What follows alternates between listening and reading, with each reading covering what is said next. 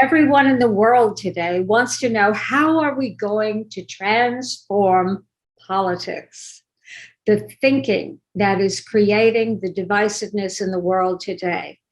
Can quantum principles help us? Well, I invited an AI to read this article for you to consider the possibilities.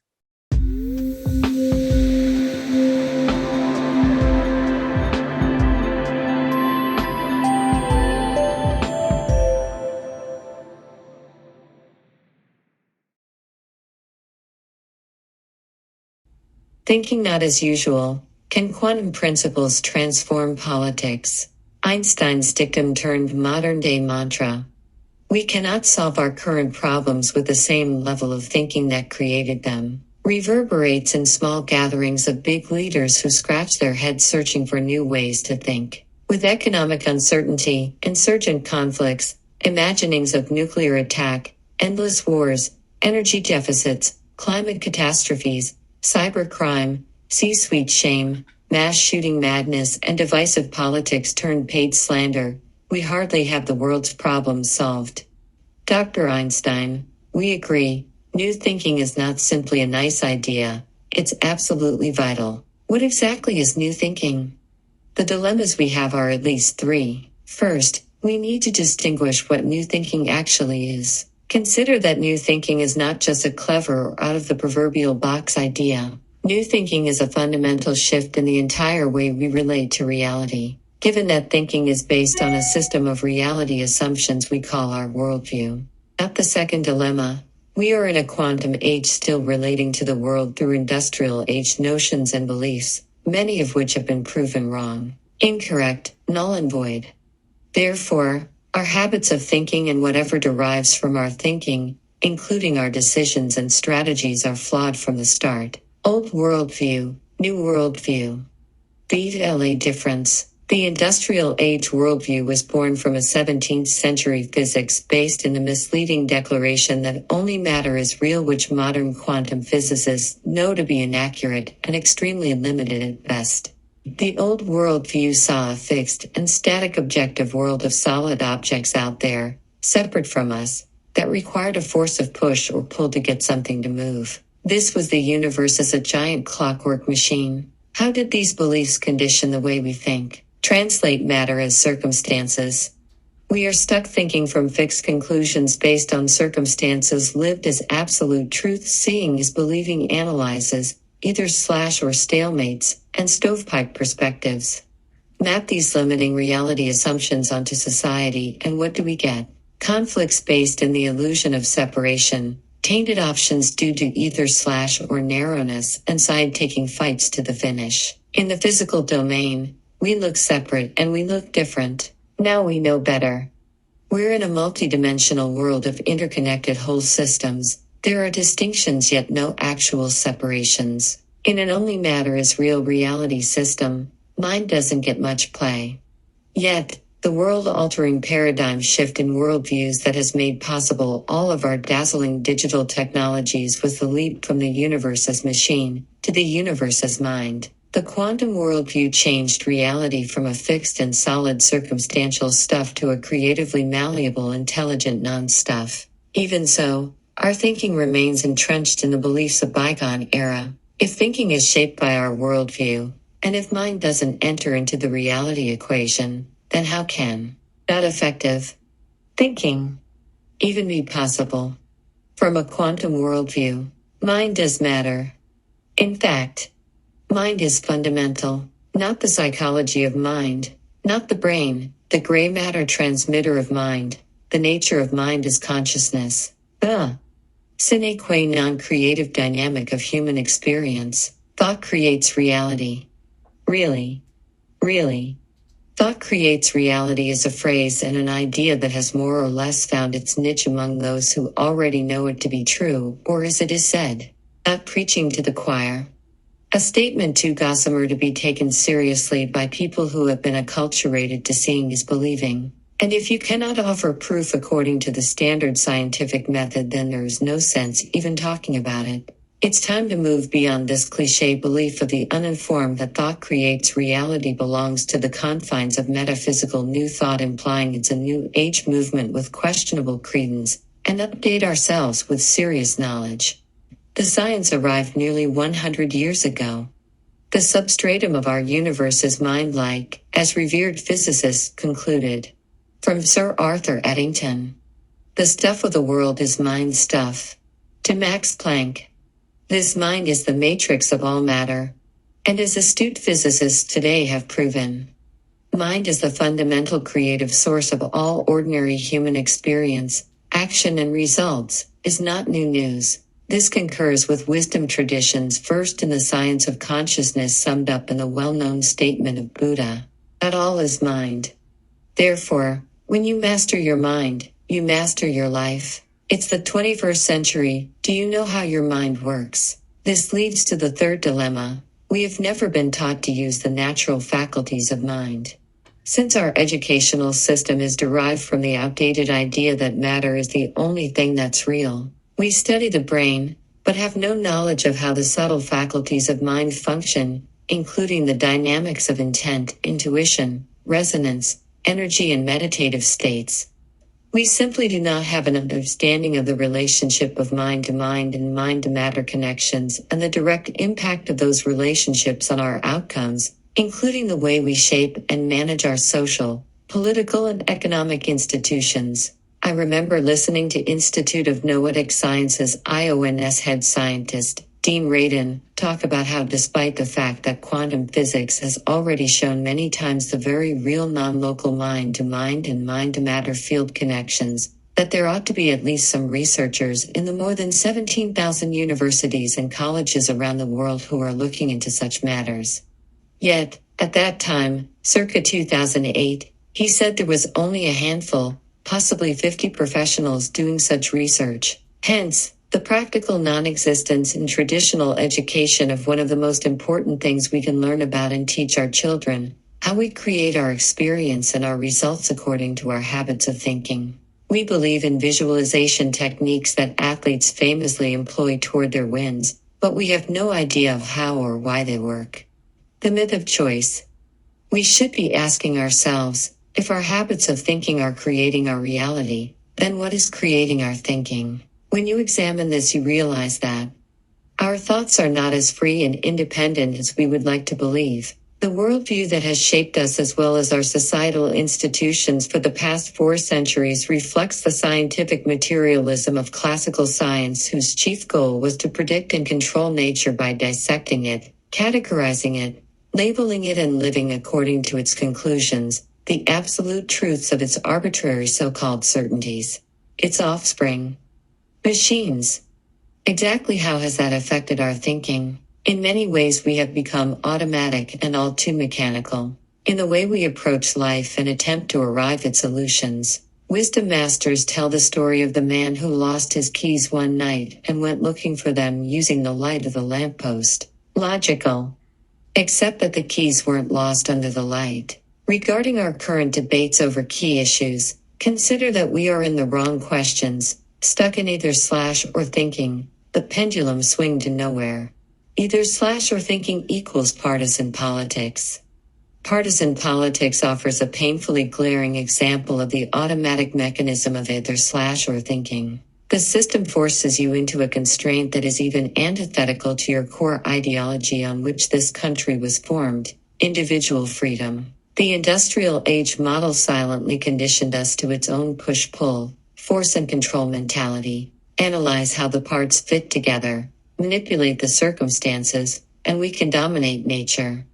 Transpose this to politics, analyze and categorize voting districts and the needs and wants of constituents and interest groups, and we can manipulate the entire voting process, dominate the political narrative, and control the power. Even when media pundits step up to out the emperor's new clothes of moral inconsistencies and economic sophistry, common sense conclusions that make no sense common or otherwise, lose-lose compromises posing as solutions, and the absurdity of political brinksmanship, the latest varieties being trade, immigration, income inequality, climate change, reproductive and civil rights issues, and gun control, now we can understand why nothing much has changed.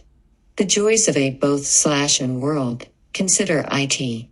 How might quantum thinking alter this reality? If you move from an either/or to a both/and world, you can think beyond the stranglehold of liberal and conservative labeling. Isn't it possible that a political candidate, a president, or a member of Congress could actually generate a platform that appeals to people of all economic statuses, both/and? Think of the voting constituency just such a new worldview politician or political party might build. Yet, curiously, they don't. The vortex of either/or is formidable. You are forced to follow party line positions, even when you don't agree with them and even when they don't deliver results, politically or otherwise. Not only is this not quantum thinking, one legitimately wonders whether we can call this thinking at all. The relevant question is, why are we waking up as a society, as a humanity? Is it really because we happen to have the diametric divides of liberal v conservative, wealthy v middle/poor, Judeo-Christian v Muslim, gun lovers v pacifists? Not why does it take a series of crises to finally make some lucid decisions that can have things work better for everyone? There is a valid answer. Simply this: the context from which we attempt to think, make decisions, and draw conclusions is based in an erroneous view of the way nature actually works. Industrial age thinking goes against holistic, interconnected, both/and functioning of nature and keeps us stuck in crisis awakening mode until we are forced against the wall. The good news is, it's not personal. There's no reason for blame or shame. It's cultural. Even the brightest and best of our leaders have been caught unawares, unwittingly under the influence of a crumbling old worldview. Fortunately for us, Einstein proved that matter is energy in flux, and quantum scientists have shown that mind is at the source of all of it. In stark contrast to a fixed, objective reality that appears separate from you and me is the observer effect central to the quantum worldview that states, there is no objective way that it is out there. Reality is context dependent. The observer effect, what you bring is what you get.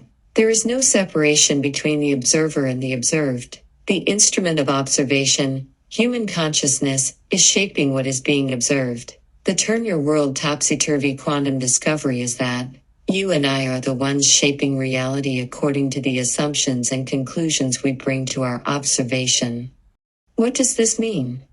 Our own intent, the creative dynamic of mind, influences the reality field. To quote friend and mentor, quantum physicist Dr. Fred Alan Wolf, there's no out there. And I like to say it, what we bring is what we get. Someone who has learned to accept that nothing exists but observations is far ahead of peers who stumble through physics hoping to find out what things are. The universe is immaterial, mental and spiritual. Richard Kahn Henry, The Mental Universe, Nature, 2005. The good and great news is that life is energy in flux informed by intelligence. In the quantum worldview, the observer effect is calling the shots. Old worldview equals circumstance rules. New worldview equals intent rules. There is nothing fixed in any absolute sense. We can benefit from heeding even the most basic of principles popularized in New Thought. What you focus on expands. You energize and thereby add mass, E equals MC2, where we focus our attention. It's no revelation that our culture focuses on what's wrong with negligible focus on what's working or what can work. Just read the daily headlines if you need proof.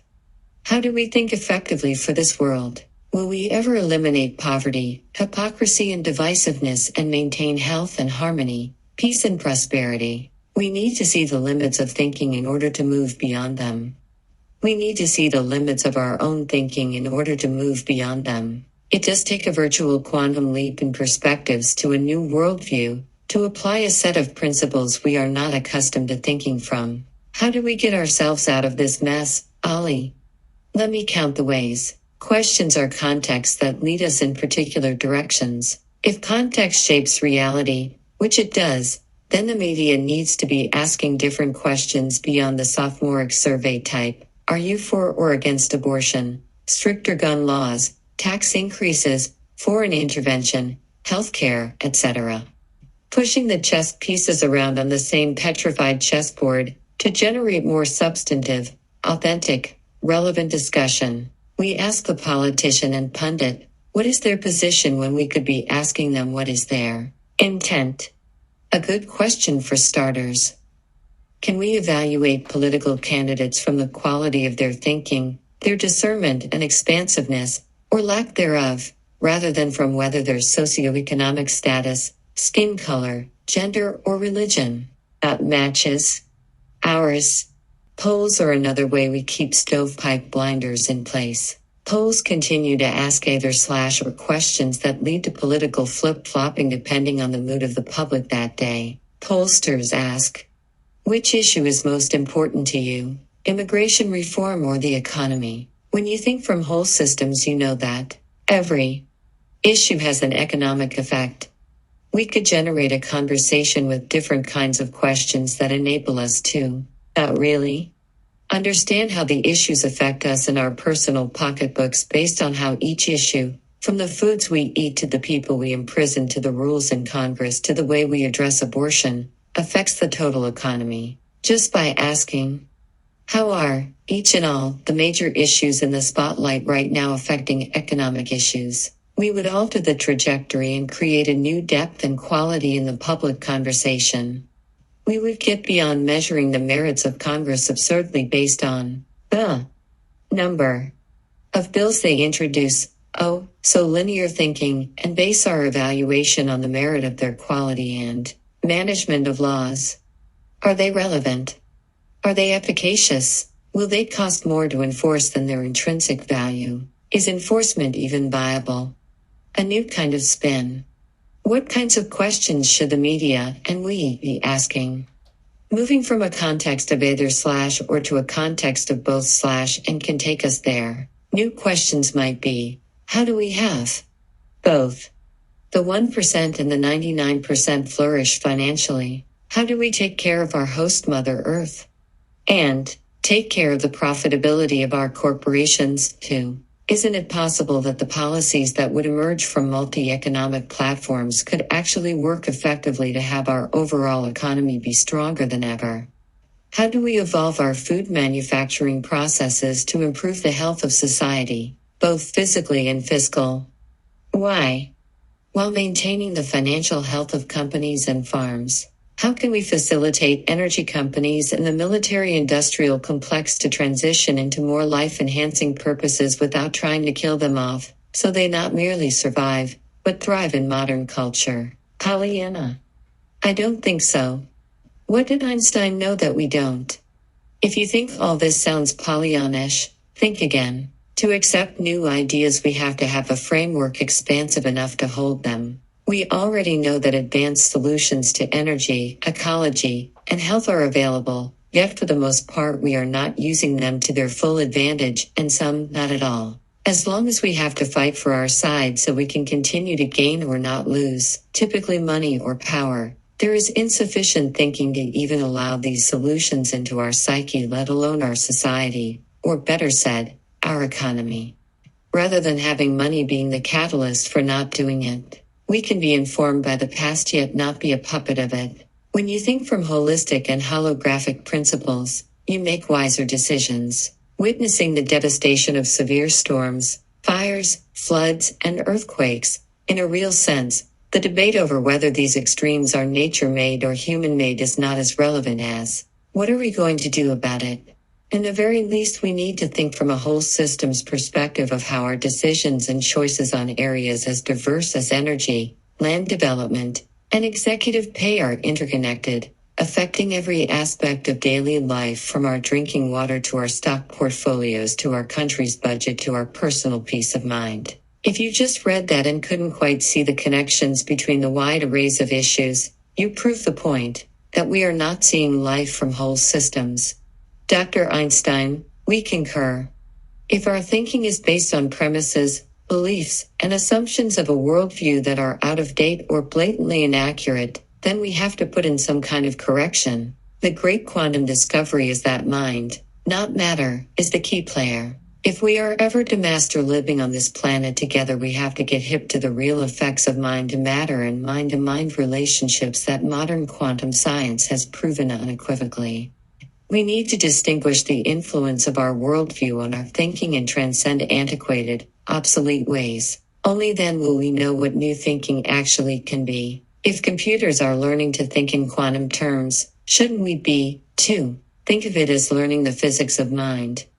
New thought is neither an alternative culture movement nor new age lore. It is intelligent modern necessity. All the money in the world won't change it. However, a quantum leap in thinking most decidedly will. Copyright 2019 Dianne Collins. www.diannecollins.com